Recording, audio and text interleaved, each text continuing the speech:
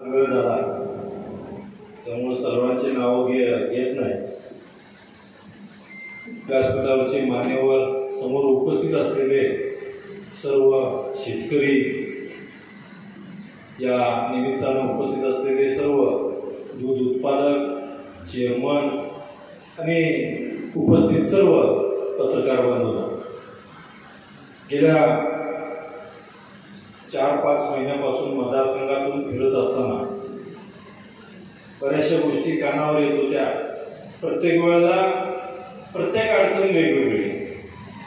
त्या 6 महिन्यामध्ये आज कोण सांगायचं आमचं पोर्टलवर नाव आलं नाही, कोण म्हणायचं टॅगिंग झालं नाही, कोण म्हणायचं माझं इथं अडकलं, हे कुणाला कळत नव्हतं। परंतु या निमित्तानं मी आपल्याला सांगू इच्छितो की दुधाच्या दराच्या बाबतीत मी आमच्या मला वाटतंय 11व्या महिन्यात 15/11/2023 ला मीच पत्र दिलं होतं दुग्ध विकास मंत्र्यांना। त्यावेळेलाही मागणी केली होती की शासनाने नेमून दिलेले जे दूध दर आहेत ते समितीने दूध दराविषयी निर्णय घेण्याबाबत। तर त्यावेळेला दूध दर हा कमी होत चालला होता आणि वाढत नव्हता। परंतु त्याच्यानंतर शासनाने मला वाटतं जानेवारीच्या आसपास निर्णय घेतला, जानेवारीमध्येच बहुतेक घेतला। जानेवारीमध्ये शासनाने निर्णय घेतला की दूध उत्पादक शेतकऱ्याला त्याच्या डायरेक्ट अकाउंटमध्ये 5 रुपये या निमित्तानं देण्याचं शासनाने ठरवलं। परंतु ज्या नियम अटी शासनाने त्या निमित्तानं दिल्या होत्या, जवळजवळ 1 महिन्याचा कालावधी सुरुवातीला मला वाटते दिला होता। 1 महिन्याचा कालावधी दिल्यानंतर परत बऱ्याचशा शेतकऱ्यांनी त्या पोर्टलवर अपलोड केलेलं नाही की त्या इंडियनचं पोर्टल असेल किंवा ज्या माहिती शेतकऱ्यांनी सरकारपर्यंत पोहोचवायच्या होत्या त्यामध्ये बऱ्याचशा अडचणी, बऱ्याचशा त्रुटी। कारण त्या शेतकरी, तो पशुवैद्यकीय अधिकारी, शिवाय संकलन केलेलं चेअरमन आणि संघ यांनी सगळ्यांनी मिळून ही सगळी माहिती या निमित्तानं सरकारपर्यंत पोहोचवायची होती।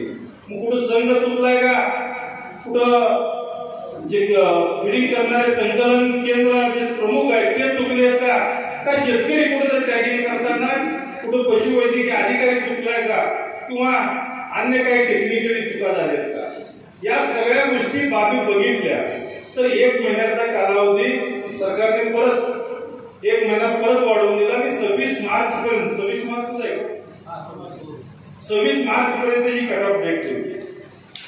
परंतु या कालावधीमध्ये ज्यावेळेला पहिल्या महिन्यात 5 रुपये अनुदान आलं, सरकारने जाहीर केलं, त्यावेळेला बरीचशी शेतकरी ही बघून प्रोसिजर देवाच्या म्हणून बरोबर आहे, म्हणजे आपण दोन्ही बाजू आपण बघून घेऊ की बरीच शेतकरी आम्हालाही म्हणले एवढ्या त्रुट्या, महेश कुठे आला एवढ्या त्रुट्या, महेश मी 2-3 वेळा फोन केला की एवढ्या त्रुटी कुठेतरी कमी झाल्या पाहिजेत, पण या त्रुटी बघण्यापेक्षा अंदाजच नको असं म्हणून बसले। परंतु काही शेतकऱ्याला मिळतंय असं झाल्यानंतर परत त्या निमित्तानं दुसऱ्या महिन्यात पोर्टलवर अपलोड करायचं शेतकऱ्यांनी चालू केलं। काही शेतकऱ्यांनी अपलोड केलं, सगळं भरलं, परंतु संकलन केंद्राचे जे चेअरमन प्रमुख आहेत त्यांच्याकडून काही ज्या संघ आहेत, काही बाहेरचे संघ आहेत, काही खाजगी संघ आहेत, काही सरकारी संघ आहेत, महाराष्ट्र बाहेरचे संघ आहेत, त्या महाराष्ट्र बाहेरच्या संघांना असेल किंवा इथल्या संघांना त्यांचं म्हणणं असं होतं की शासनाकडून आम्हाला पाठपुरावा झाला नाही, हे काही मिळत असतंय का, म्हणून त्या संघाने सुद्धा थोडासा गाफीलपणा केला। पण हा गाफीलपणा केल्यानंतर शेतकऱ्याने भरून दिलेले त्या ठिकाणी जे अपलोड करायचं होतं, संघाने जे अपलोड करायचं होतं, संघाने जी माहिती द्यायची होती शासनापर्यंत, ती सुद्धा शासनाकडे माहिती पुरवली गेली नाही। परंतु या निमित्तानं बऱ्याचशा त्रुटी, आता टॅगिंग करताना त्यावेळेला डॉक्टरांची संख्या कमी असल्यामुळे एक डॉक्टर आपल्या पशुधन जवळजवळ 92,000 1 लाखाच्या आसपास पशुधन नुसत्या मंगळवाड्यात आहे, पंढरपूर तालुक्यातलं पशुधन वेगळं। परंतु या पशुधनाच्या निमित्तानं डॉक्टरांना टॅगिंग करताना त्याही अडचणी झाल्या, काही चेअरमननी आपली माणसं लावून त्या निमित्तानं ते टॅगिंग झालं. टॅगिंग झाल्यानंतर ते NDRFच्या या पोर्टलवर अपलोड करणं. ते अपलोड केल्यानंतर त्या ठिकाणी त्या शेतकऱ्यांनी परत ते 1962चं ऍप आहे, त्या ऍपवर परत अपलोड करत असताना त्यामध्ये जे टॅगिंगचं पशु म्हणजे जे जनावर आहे त्या जनावरांची माहिती, जनावर कसं आहे, उभा व्यथाचं आहे, गाभण आहे, दुधाचं आहे किंवा लहान कालवड, मोठं काय, हे सगळं त्यामध्ये अपलोड करायला पाहिजे होतं. जे त्या 1962च्या पोर्टलवर ऍपवर शेतकऱ्यांनी किंवा ज्यांनी दूध डेअरी चेअरमन ज्यांना जे कळतं त्यांनी त्या निमित्तानं त्या 1962 ऍपवर अपलोड करत असताना शेतकरी त्या दूध उत्पादकाची आणि त्या पशुची माहिती त्यामध्ये अपलोड करायची. त्याही काही अपलोड झाल्या, काही त्यामध्ये त्रुटी आल्या. आता त्यामध्ये ते अपलोड होत असताना त्याच्यावर आपण जे मोबाईल नंबर देतोय म्हणजे आधार कार्ड, बँक आणि ती पोर्टल ह्याच्यावर एकच नंबर मोबाईल पाहिजे. ते मोबाईल नंबर चुकला तरी ते येत नव्हते. परंतु हे अपलोड ज्यावेळेला केलं गेलं, ते अपलोड केलं, त्यात कुठं चुकी झाल्या तर ते तिथंच अपलोड होत नव्हतं. मी एकदा दोनदा बघितलं, कुठं अंदाज नादा लागायचं म्हणून शेतकरी शासन काय अंदाजच देत नाही, ह्या भूमिकेत राहिलं. परंतु ते बऱ्याच शेतकऱ्यांनी अपलोडिंग केलं. अपलोड करून पुढे गेल्यानंतर हे ज्या वेळेला अपलोड केल्यानंतर जे संकलन, जे दूध आपलं संकलन करतात त्यांनी माहिती संघाकडे पाठवलं पाहिजे आणि संघानं शासनाकडे पाठवलं पाहिजे. बरोबर आहे, अशी प्रोसिजर. परंतु या प्रोसिजर मध्ये त्यामध्ये आपला मोबाईल नंबर, स्पेलिंग मिस्टेक, काही बऱ्याचशा गोष्टी आहेत त्याच्यामध्ये. मग काही शेतकऱ्यांनी असं केलं. आता बरीचशी चर्चा करताना बरेचसे निष्कर्ष यामध्ये निघाले. म्हणजे काही चुका जरी झाल्या असतील तर मला अंदाज मिळाला नाही एवढंच भूमिका. आणि त्याचं त्या दूध उत्पादक शेतकऱ्याचं रास्त आहे की त्यांना मिळालं का नाही मिळालं. पण या सगळ्या एवढ्या किचकट माहित्या भरत असताना कुठंतरी थोडं चुकलं. म्हणजे ए कॅपिटलचं स्मॉल ए जरी काढलं अपलोड होत, म्हणजे तुमची क्युरी म्हणून ते माघारी येतो. पण या सगळ्या गोष्टी जर बघितल्या तर आज या निमित्तानं ते अपलोड करत असताना आपण बघतोय की शासनाकडे ती माहिती जर मिळाली, तर संघाने, बऱ्याच संघाने त्या निमित्तानं पाठवलं. कुठं काय अंदाज मिळतं, म्हणजे जसं शेतकऱ्याची भावना तशी संघवाल्याची भावना. मी काही संघवाल्यांच्या प्रतिनिधीशी बोललो, तरी म्हणजे आमच्याकडे माहिती वेळेत आली नाही. परंतु या वेळेत न आलेल्या माहिती सुद्धा आज सकाळीच मी आपले दुग्ध विकास मंत्री विखे पाटील साहेबांशी बोललो की साहेब अशा विषय माझ्या मतदारसंघातला मोठा आहे, मतदारसंघातला नाही सगळीकडचा हा प्रश्न असं त्यांनी मला सांगितलं. परंतु तुम्ही या उद्या आल्यानंतर आपण माननीय मुख्यमंत्री, उपमुख्यमंत्री साहेबांची भेट घेऊ आणि ह्याच्यावरती 100% काही ना काही तोडगा काढू असं आश्वासन त्यांनी मला सकाळी या निमित्तानं दिलंय. त्यामुळं आता आमच्या गुरुवर्यांनी, भगत सरांनी सुद्धा सांगितलं, मोर्चा काढायचा नक्कीच वेळ आली. मी आपला लोकप्रतिनिधी आहे, जरी या शासनामध्ये असेल तर तुमचं हेच महत्वाचं आहे. आणि हे सरकार, आज हे सरकार हे आपलं सरकार आहे, नक्कीच शेतकऱ्यांचं सरकार आहे.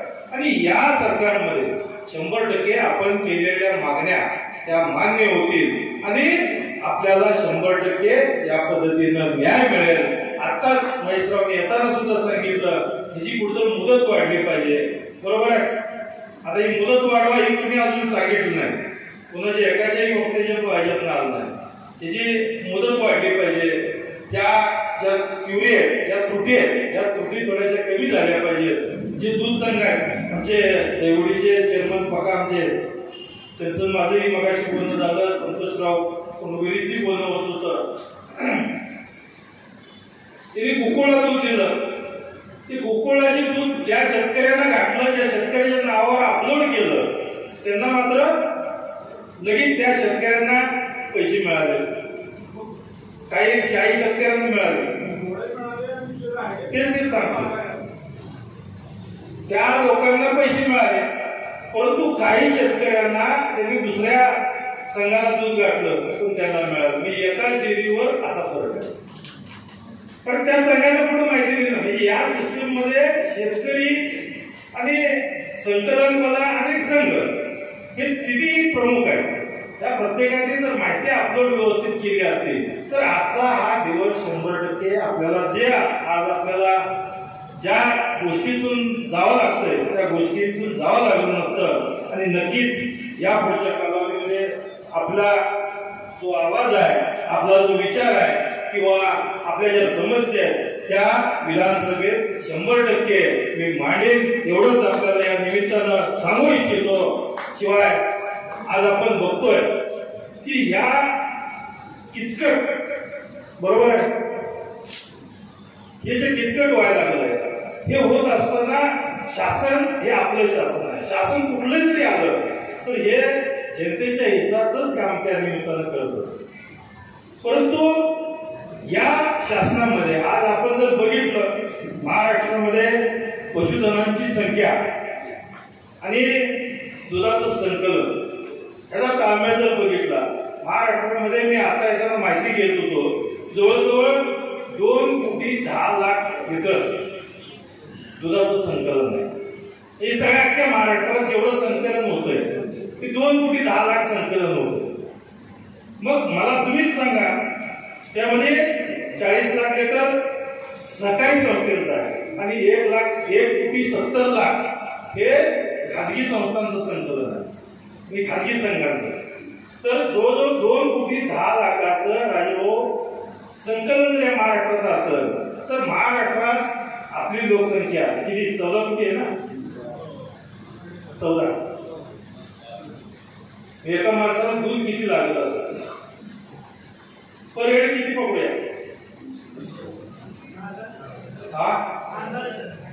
अर्धा लिटर लई झालं. पावशे जवळ पावशे 250 ml जवळ. मग 14 कोटी जनतेला 250 ml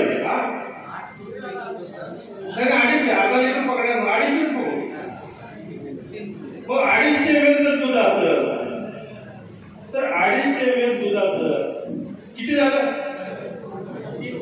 आहे का लिटर मला बी जवळ त्याची 3.5 कोटी बरोबर आहे. 3.5 कोटी आणि 2,10,00,000 वरचं दूध आलं. ठीक आहे, मुंबईमध्ये काही अमूलचं दुधाचं येत असं, पण मला वाटतं आपल्या भागात सुद्धा कर्नाटकचं दूध आपल्याला येत नाही, पण आपलं दूध तिकडे जातं. आंध्रातलं दूध इकडे येत नाही, आपल्याकडं दूध आंध्रात जातं. बरोबर.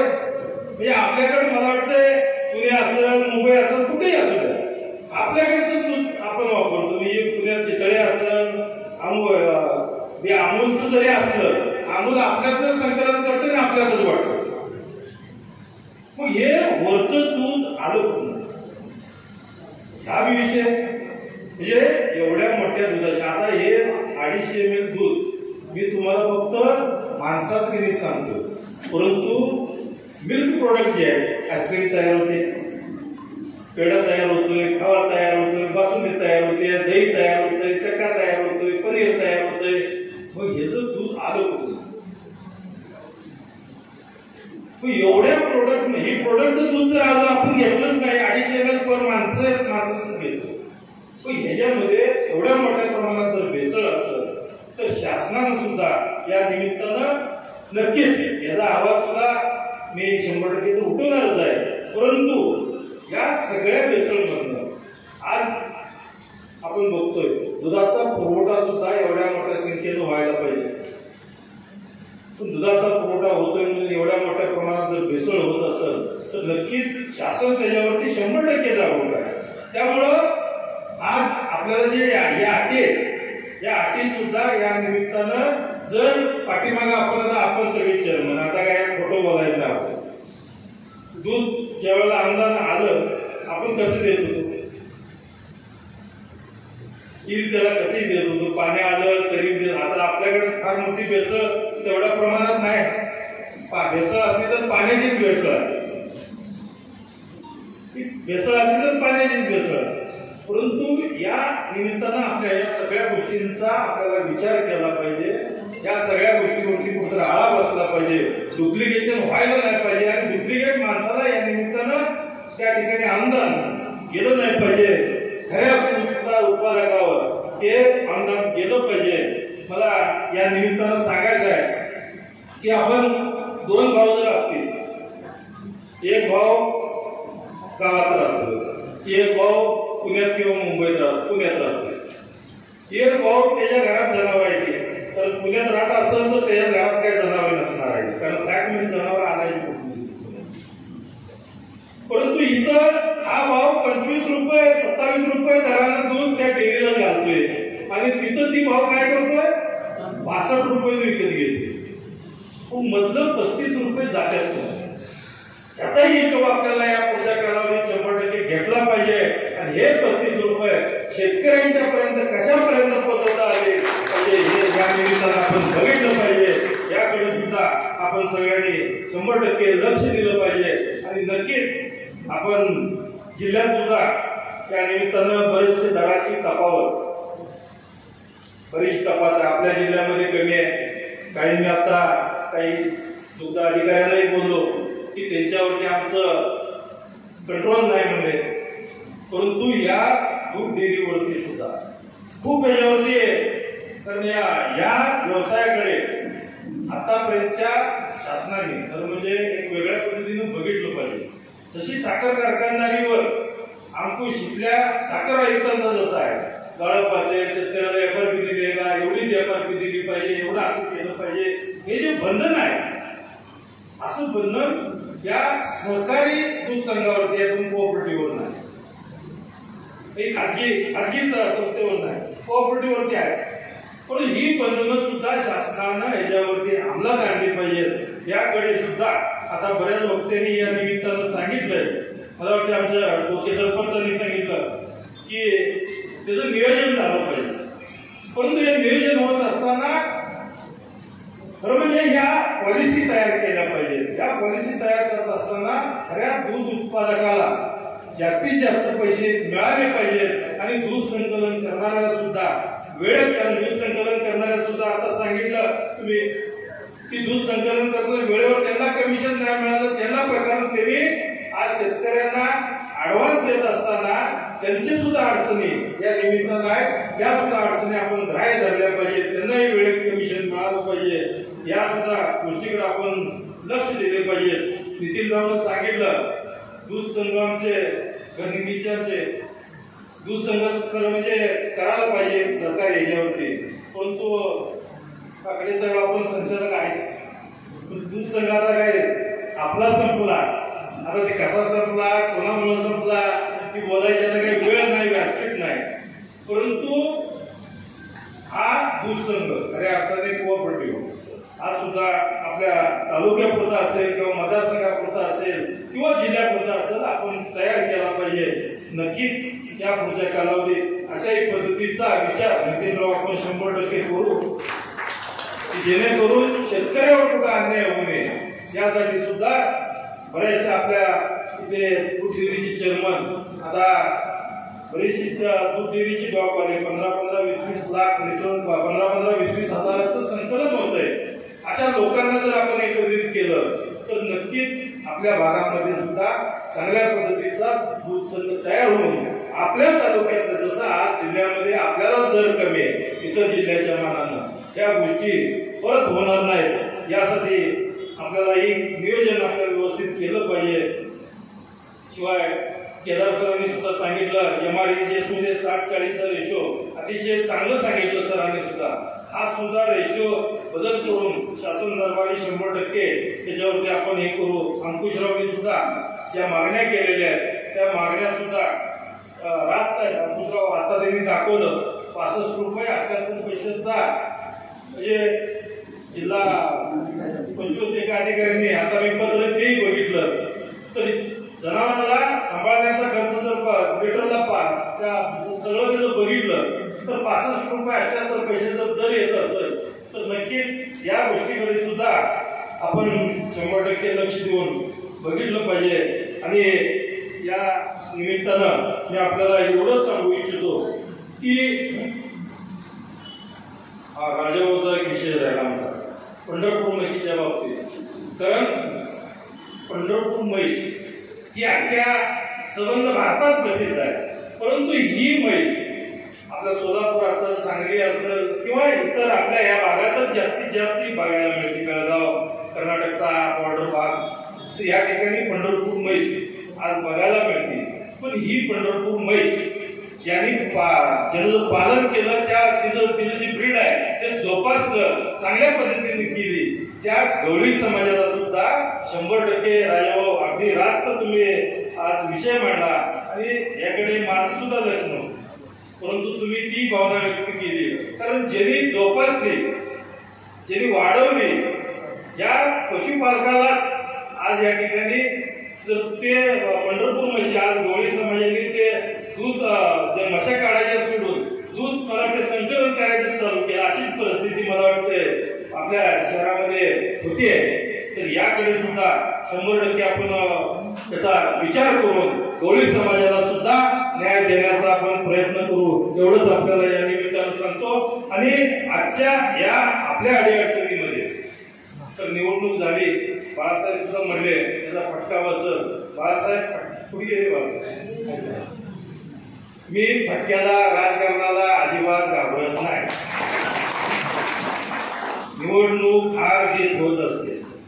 मला तुमच्या शेतकऱ्यांची, तुमच्या सर्व नागरिकांची या ठिकाणी सरकारमध्ये कशाही पद्धतीनं असू द्या, परंतु तुमच्या मागण्या या सरकारपर्यंत मी सांगणे आणि त्या मागण्या या ठिकाणी राष्ट्रपती मी मंजूर करून आणून आपल्या सोयीसुविधा या मतदारसंघाच्या वाढवणे, एवढंच या निमित्ताने मी काम करतोय।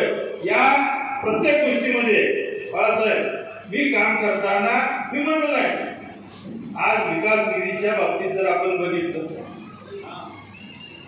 या विकास निधी आज जवळजवळ आपण 3000 कोटीच्या पर्यंत, हा 700 कोटीचा निधी आल्यानंतर मला वाटतं हा 700 कोटीचा आणि मंगळवाड्यामध्ये 90 कोटीचे हॉस्पिटल, हे 800 कोटी या विधानसभेत जर हे सगळं जर मला मिळालं, आपल्या मतदारसंघाला मिळालं पाण्याचा 700 निधी, तर या अधिवेशनामध्ये पंढरपूर मंगळवाडा सगळ्यात जास्त निधी मिळवणारा आपला मतदारसंघ। तर आज या सगळ्या गोष्टींना आपण बघत असताना, कारण कुठलंही शासन असो, प्रतिनिधी असो, हा जनतेचा असतो आणि तुमच्या मागण्यासाठी मी शासन दरबारी सरांनी सांगितलं, आमचे गुरुवारी असंही सांगितलं, मी त्यांचा आदेश पाळतोय, परंतु त्यांनी माईकवर सांगितलं 100% सर आपला आदेश पाळू आणि आपल्या मागण्या या शासन दरबारी आज या निमित्तानं उद्या गेल्यानंतर मुख्यमंत्री, उपमुख्यमंत्री महोदयांची भेट घेऊन याला एकतर मिटिंग लावा, नसेल तर पुढच्या आठवड्यात या निमित्तानं अधिवेशनामध्ये हा प्रश्न मांडून हा प्रश्न आपण 100% सोडवू, एवढंच आपल्याला या निमित्तानं सांगू इच्छितो। आणि आपण सर्वजण उपस्थित राहिला त्याबद्दल सर्वांचं मी मनापासून